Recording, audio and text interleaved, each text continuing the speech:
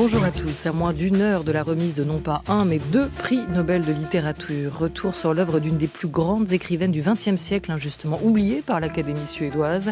L'auteur de Mrs. Dalloway, Orlando ou encore Les Vagues, dont Emmanuel Favier, notre premier invité, raconte la jeunesse dans Virginia chez Albin Michel. Mais lu, relu et adoré par plusieurs générations de lectrices et de lecteurs, comme l'écrivain-éditeur Charles Dantzig, qui consacre à Virginia Woolf une notice et plusieurs références dans son dictionnaire égoïste de la littérature mondiale, publié chez Grasset.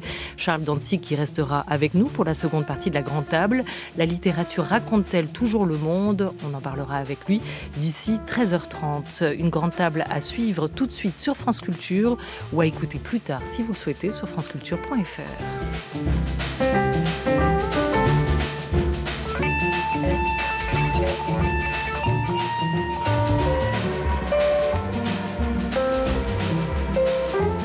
La Grande Table. Olivia Gesbert. C'est presque le tome 2 après le dictionnaire égoïste de la littérature française. Il y a maintenant le dictionnaire égoïste de la littérature mondiale. Écrivain, éditeur et producteur de personnages en personne, le dimanche à 15h sur France Culture. Charles Dantzig, bonjour. Bonjour Olivia. On vous savez plutôt James Joyce, on vous découvre Virginia Woolf. Quel Woolfien êtes-vous ?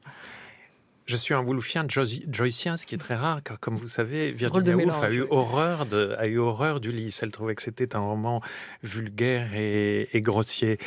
Alors après, on peut faire des rapprochements, c'est que l'un et l'autre sont des écrivains d'œuvres et très costauds. Moi, je crois que contrairement à l'idée qu'on peut avoir d'elle très souvent, Virginia Woolf n'est pas un lys penché au bord d'un étang qui serait timide et souffreteuse. C'était une femme qui a écrit une œuvre, et une œuvre très conséquente, et pour écrire une œuvre et par-dessus le marché être éditrice, car elle était éditrice aussi, il faut être quelqu'un de sacrément costaud. Et je crois que c'était une costaude.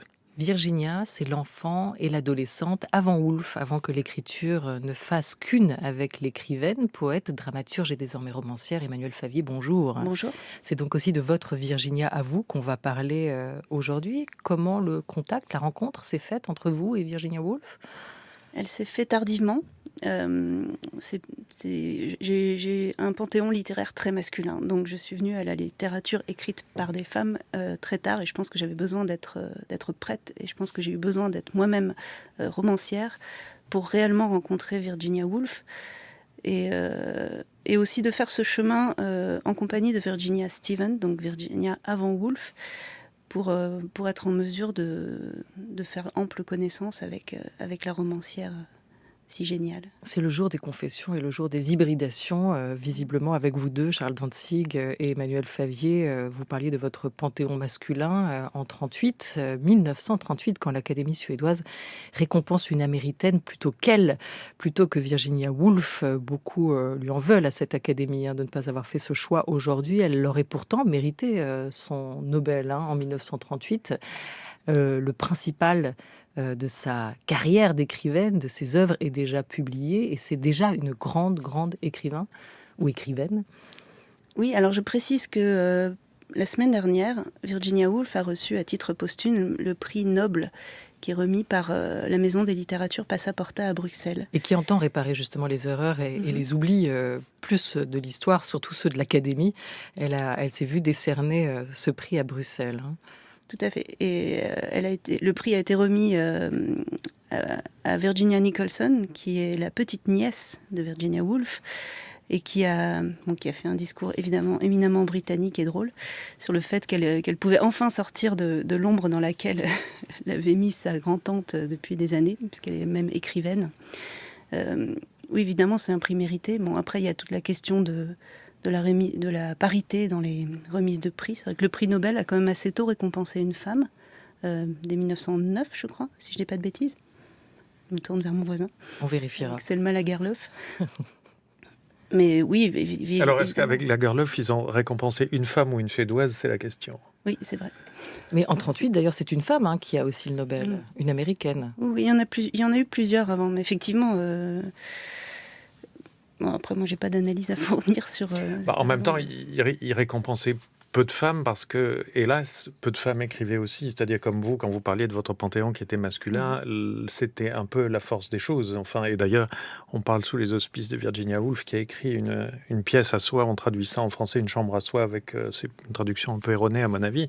Mais enfin, c'est bien elle qui nous a dit qu'il fallait que les femmes aient un bureau à elles pour pouvoir se recueillir et écrire. Et on leur donnait pas ça. Donc le panthéon était... je crois qu'on doit beaucoup ça à l'atroce 19e siècle. Vous savez, c'était un siècle velu, un siècle d'hommes et qui a beaucoup produit de littérature masculine. Voilà, 1938, c'est l'américaine Pearl Buck qui obtient le prix Nobel. Hein, voilà, ce que beaucoup disent aujourd'hui. La petite nièce de Virginia Woolf, Virginia Nicholson, qui lors de la remise de ce prix Nobel, prix alternatif visant à reconnaître les talents de cette écrivaine aujourd'hui en 2019, a dit, selon les Inrocks qui retranscrivent ses propos, elle est partout maintenant, Virginia Woolf, sur des mugs, des poupées. J'ai dû mettre mon veto quand on a voulu faire une Barbie à son effigie. Déjà, Frida Kahlo a failli ou a eu. Alors voilà, Virginia Woolf aurait pu. Comment comprendre néanmoins ce retour de notoriété, cette référence permanente dans la bouche de nombreuses écrivaines, romancières aujourd'hui et écrivains, Charles Dantzig. Pourquoi elle nous parle autant à cette époque-ci ? Elle parle probablement, moi je ne peux pas parler au nom des femmes évidemment, mais elle parle évidemment au nom de ça, à cause en particulier du livre dont je viens de parler, qui était Une chambre à soi ou Une pièce à soi, que c'était une féministe avant l'heure, et je pense qu'elle parle aussi particulièrement dans notre époque parce que nous vivons une époque singulièrement violente et que Virginia Woolf est aussi une femme qui a traversé des périodes très violentes avec une grâce qu'on n'a plus maintenant. Et donc, en fait, je pense qu'on va vers Virginia Woolf aussi, comme disait Picasso du communisme, comme à une source. C'est-à-dire qu'elle nous montre qu'on peut réagir, je mets à part son suicide évidemment, mais à des périodes terribles, sans devenir soi-même un pitbull. Et je pense que c'est aussi un modèle de ce point de vue-là. Oui, et c'est vraiment un modèle très important pour les femmes écrivaines, ne serait-ce que évidemment à propos des textes féministes dont vous parlez, et on est dans une période éminemment de retour à ces questions, évidemment. Une pièce à soi, Trois Guinées aussi, dont on parle moins, mais qui est un livre absolument brûlant d'actualité, qu'il faut absolument relire, qui est très pragmatique. Mais aussi parce que, je pense, en tant qu'écrivaine femme, donc on a vraiment l'idée d'une grande sœur qui nous accompagne sur ce chemin qu'est l'écriture. Enfin, moi, c'est le projet de mon livre, c'est vraiment explorer ce que c'est que de devenir écrivaine quand on est une jeune fille, en l'occurrence dans ce 19e finissant et victorien, effectivement très patriarcal. Donc, il y a vraiment la notion d'accompagnement qui est aussi favorisée dans son écriture même, au-delà de la voix qui s'exprime dans les journaux, qui est très drôle, qui met en confiance, finalement, contrairement à ce qu'on peut imaginer, parce qu'on a souvent peur de Virginia Woolf. Il y a une proximité qu'on peut trouver dans sa littérature et le sentiment qu'elle s'adresse à nous. Et je pensais que c'était... Jusque-là, je pensais que c'était parce que c'était une femme et que j'étais une femme, mais des hommes m'ont témoigné de la même sensation. Elle s'adresse vraiment à notre oreille. Qui a peur aujourd'hui encore de Virginia Woolf ? Bien probablement les brutes. Il y a aussi une chose, c'est qu'elle a mis du temps à arriver à la très grande notoriété parce que c'est un écrivain en cela qui ressemble à mon sens à Proust, c'est-à-dire qu'elle a un rythme très personnel, un rythme très à elle, et que quand on entre dans un roman de Virginia Woolf, en particulier ses romans, il faut prendre une respiration assez lente, prendre son temps, et c'est des écrivains qui réclament de l'attention, donc c'est des écrivains qui ne jaillissent jamais dans le grand public immédiatement parce qu'il faut simplement du temps et de l'attention. Marie Darrieussecq, Geneviève Brisac, Agnès de Sarthe ou encore la femme de théâtre Katie Mitchell loue les talents d'écrivaine de Virginia Woolf aujourd'hui encore et sa personnalité libre, forte à sa manière, luttant contre les stéréotypes de l'époque. Katie Mitchell qui vient de mettre en scène avec les comédiens de la Schaubühne de Berlin son Orlando au théâtre de l'Odéon. Pensez comme une figure iconique, queer, on voit Virginia Woolf, objet d'influence et de détournement. On en écoute un extrait. Bald hatte 10 und mehr Seiten mit Versen gefüllt. Schrieb augenscheinlich fließend, aber schrieb abstrakt. Beschrieb soeben, wie alle jungen Dichter dies stets tun, die Natur. Ihr Anblick verstörte ihn, ihr Anblick belebte ihn. die Vögel und die Bäume. Und sie entfachten seine Liebe zum Tod. Er ging sehr schnell durch Farne und Weißdornsträucher bergan, Rehe und wilde Vögel aufscheuchend. Orlando liebte von Natur aus abgeschiedene Orte, den weiten Ausblick. Und er liebte es, sich zu spüren, für alle Zeit in Ewigkeit. Le Orlando de Katie Mitchell à l'Odéon en allemand, surtitré en français, était à voir jusqu'au 29 septembre. C'est terminé pour l'instant, mais pas de regret pour vous, Charles Dantzig, puisque vous aviez vu la version de Robert Wilson avec Isabelle Huppert. Orlando, en quoi est-ce un texte important ? Qu'est-ce qu'il dit de Virginia Woolf ? Je pense qu'au-delà de la question du genre comme réflexion théorique, c'est vraiment l'idée de la labilité de l'identité, du fait qu'on est un et l'autre, qu'on est homme et femme, certes, selon les moments. Orlando, au bout d'un moment, parvient à une espèce d'agilité dans le passage d'un sexe à un autre. Mais plus largement, quand on lit Virginia Woolf, on comprend qu'il y a cette notion d'altérité qui sans cesse vous transforme et donc c'est sa manière d'écrire, ce qu'on appelle le flux de conscience, où elle passe d'une conscience à l'autre, dit beaucoup ça, la multiplicité des moi. Et je crois que c'est vraiment ce dont parle Orlando en premier. Et cette mise en scène de Katie Mitchell appuie sur la métamorphose, sur la fluidité des identités aussi. Je parlais de Proust tout à l'heure, et là aussi je trouve que Virginia Woolf lui ressemble, parce que quand on dit que Virginia Woolf était une audacieuse, une avant-gardiste du queer par exemple, ça n'est pas vrai. Parce que Virginia Woolf, comme tout le monde sait, était lesbienne, mais elle était mariée. Elle n'a jamais fait son coming out. Orlando, dont nous parlons, est dédié à V. Sackville-West. Et V va pour Vita, c'est-à-dire la femme avec qui elle vivait et dont on peut dire qu'elle n'a pas osé écrire le prénom. Donc, il y avait aussi des précautions et des prudences chez Virginia Woolf, et c'est nous qui lui avons rendu, mais je pense à très juste titre, ce qu'elle prenait la précaution un peu de dissimuler de la même façon exacte que Proust a dissimulé toute sa vie son homosexualité, que en quelque sorte nous lui avons rendu. Donc en fait, quand on dit ça de Virginia Woolf, on exagère, mais dans le bon sens. Voilà, il y a un film qui est sorti aussi cet été, Vita et Virginia, sorte de biopic qui racontait cette relation passionnelle qu'il y avait entre ces deux femmes, entre Virginia Woolf et Vita Sackville-West. Revenons-en à votre Virginia, Emmanuel Favier, pour comprendre aussi l'enfance de l'art. Pourquoi revenir sur ce temps ? Qu'est-ce que vous vouliez éclairer ?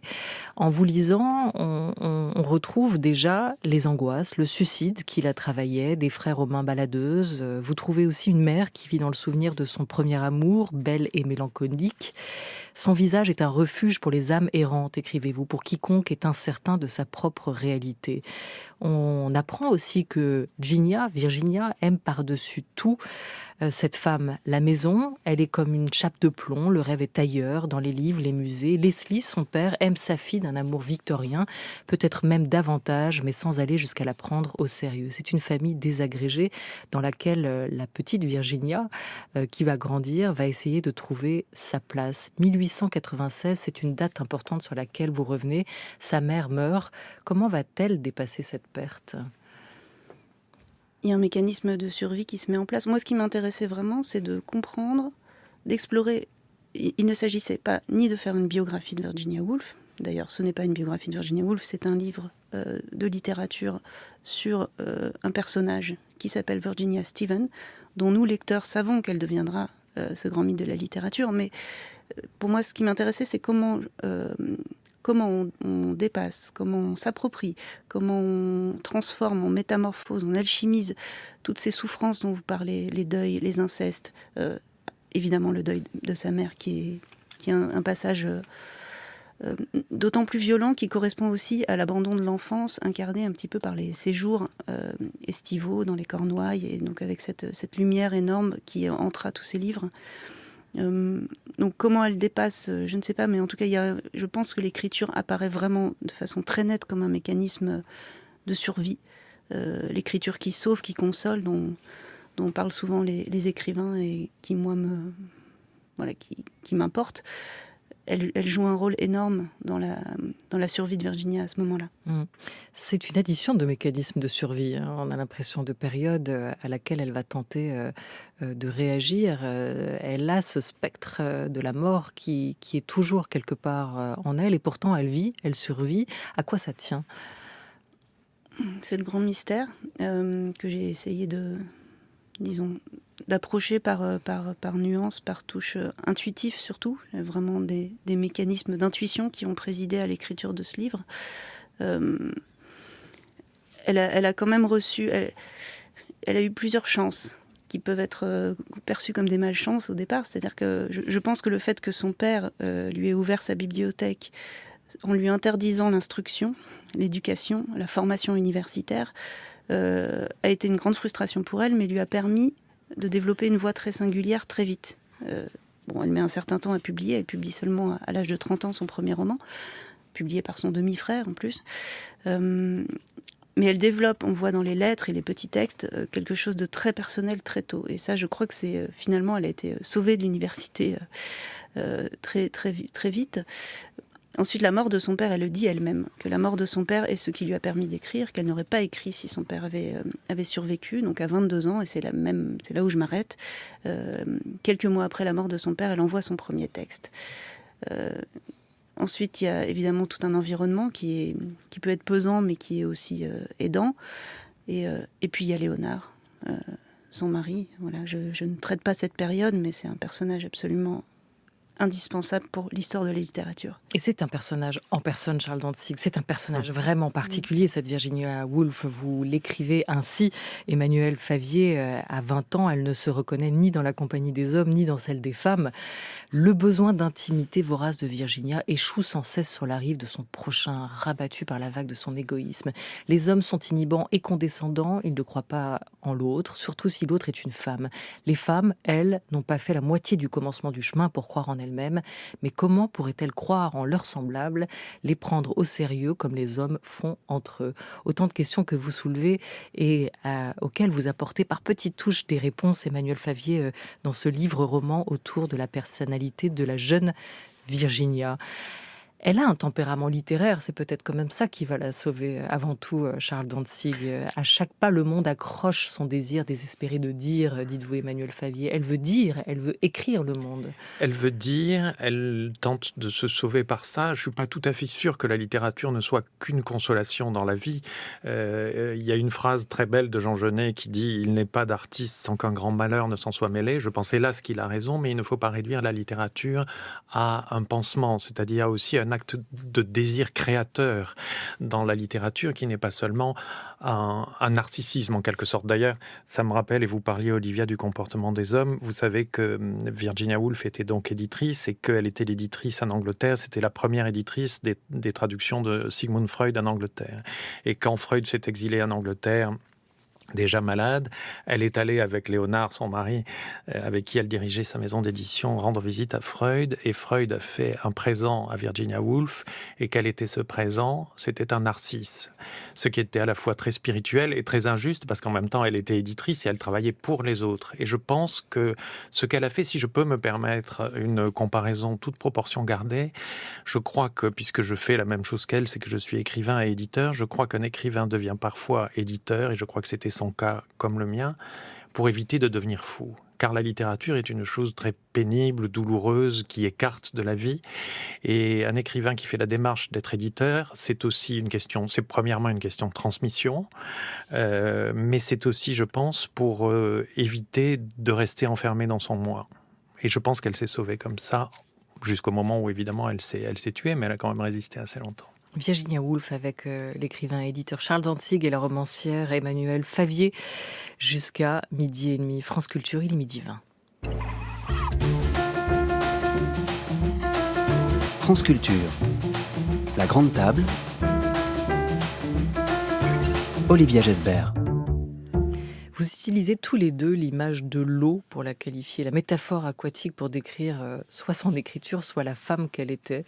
En quoi, Charles Dantzig, pour vous, Virginia Woolf était-elle aquatique, pour reprendre votre terme?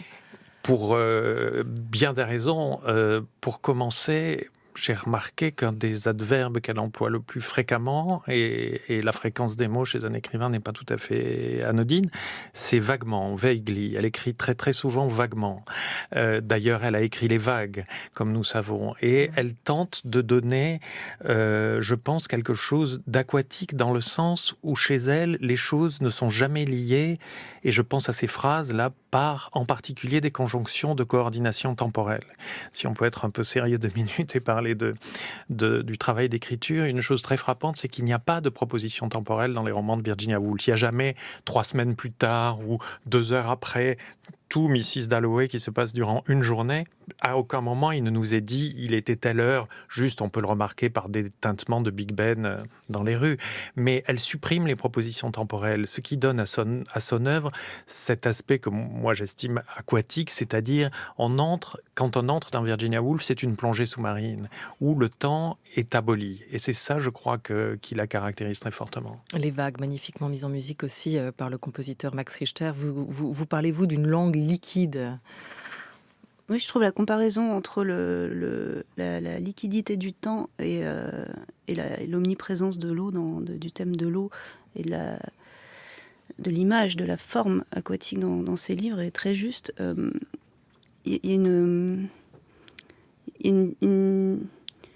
impossibilité d'attraper les événements, d'attraper les histoires, d'attraper les consciences qui renvoient à ce qui me semble être une grande ambiguïté de l'eau elle-même, qui est à la fois extrêmement libre et extrêmement contrainte, qui est à la fois très angoissante, puisque c'est l'eau dans laquelle on peut s'enfoncer. Bon, évidemment, on pense à son suicide. Et à la fois l'endroit de la libération. Un livre comme Vers le phare, je trouve, parle beaucoup de cette ambiguïté et qui renvoie, je trouve, moi, à l'enfance, pour elle, et à ce dont je parlais, donc de cette image des étés en Cornouailles qui sont liés à la mer, à l'espace, et qui sont a priori des espaces de grande liberté, de grands refuges, de grande consolation. Et en même temps qui sont aussi les lieux de découverte de ce que l'existence est désespérante, de ce que l'autre échappe toujours, puisque c'est le rapport à la fluidité, elle est aussi dans le rapport à l'autre, qui est essentiel. Pour cerner cette Virginia, Emmanuel Favier, vous avez travaillé à partir de photos vues à la National Portrait Gallery. La méthode est imparfaite, dites-vous, mais elle redonne vie aussi à une époque. Et elle permet d'explorer ces fameux mouvements de l'esprit de Virginia. Et puis il y a sa voix, un seul enregistrement à la BBC. On en écoute un extrait. Les mots anglais, sont pleins d'échos, de souvenirs, d'associations. Ici et là, ils ont été sur les lèvres des gens, dans leurs maisons, dans les rues, dans les champs, pendant tellement de siècles. Et voilà une des principales difficultés à écrire aujourd'hui. Le fait qu'ils soient associés à tant d'autres signifitions, d'autres souvenirs, qu'ils aient contracté tant de mariages célèbres par le passé.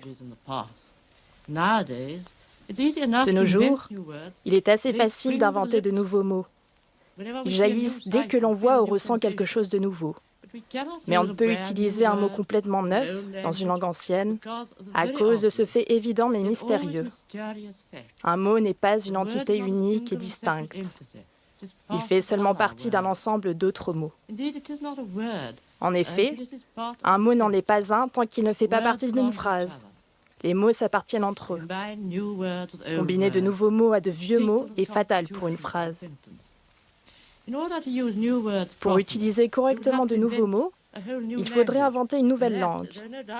Et cela, pour l'instant, et même si nous y viendrons, ce n'est pas notre affaire. Notre affaire est de voir ce que l'on peut faire de la langue anglaise telle qu'elle est maintenant. Comment pouvons-nous ordonner de vieux mots autrement pour qu'ils survivent et créent de la beauté, pour qu'ils disent la vérité? Telle est la question. Voilà, 1937, Virginia Woolf, avec cette voix et cet accent Si particulier, hein, Charles Dantzig. Si gratin. Et vous remarquez, d'ailleurs, je n'avais jamais fait attention à la fin de ces paroles dans cet enregistrement. C'est là qu'on remarque le grand humour de Virginia Woolf, dont nous n'avons pas encore parlé, mais c'est qu'elle finit, sa dernière phrase est « That is the question ». Et elle reprend évidemment Shakespeare et elle fait une citation d'une grande tragédie de Shakespeare. Et je pense que c'est tout à fait intentionnel de sa part, car il y a aussi cette ironie et cet humour chez Virginia Woolf, qui se remarque d'ailleurs dans la forme de ses phrases, qui rebondissent toujours par elle pose une proposition, une virgule, et elle rebondit par une petite déception qui amoindrit l'emphase qui aurait pu se produire. En un mot, Charles Dantzig, pourquoi dédier une notice au personnage de Dick Bonamy de la Chambre de Jacob dans votre dictionnaire égoïste de la littérature mondiale, qui était loin d'être le personnage principal? Parce que justement, c'est un personnage par écho et qu'il y a beaucoup de personnages de Virginia Woolf qui sont vus à travers des miroirs, à travers autre chose, et parfois les personnages principaux chez elle n'est pas le personnage principal. Et ce Dick Bonamy, je le trouve très touchant, car c'est un homme dont on se rend compte, sans qu'elle le dise, qu'il est gay et qu'il est amoureux de Jacob sans le dire, et que toute sa souffrance a été là. Et il y a une phrase qui résonne comme un coup de triangle dans tout le roman et qui signale, à mon avis, que le vrai sujet du roman, c'est ça. Marie Darrieussecq vient de retraduire Un lieu à soi de Virginia Woolf. Cette idée du lieu à soi, de la chambre à soi, est-ce qu'elle vous a aidé à trouver le vôtre, la vôtre, Emmanuel Favier, Virginia Woolf?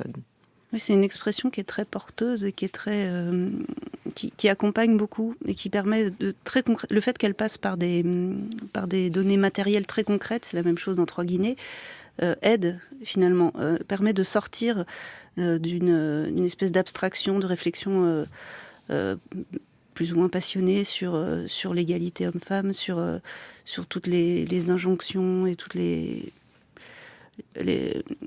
oppositions qu'on peut faire entre hommes et femmes qui seraient de nature intrinsèque. Voilà, de sortir de ces questions-là, d'être vraiment très concret et évidemment, on le transpose aujourd'hui à des situations différentes, puisque être une femme et gagner son argent n'est plus du tout une exception aujourd'hui, en tout cas dans nos milieux et nos géographies.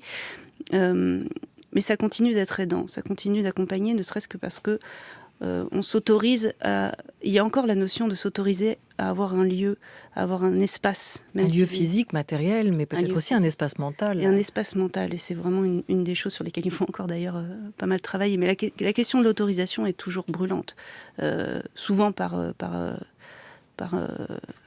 intégration des injonctions et des interdictions et des illégitimités par les femmes elles-mêmes. Mais je trouve que c'est encore très très d'actualité.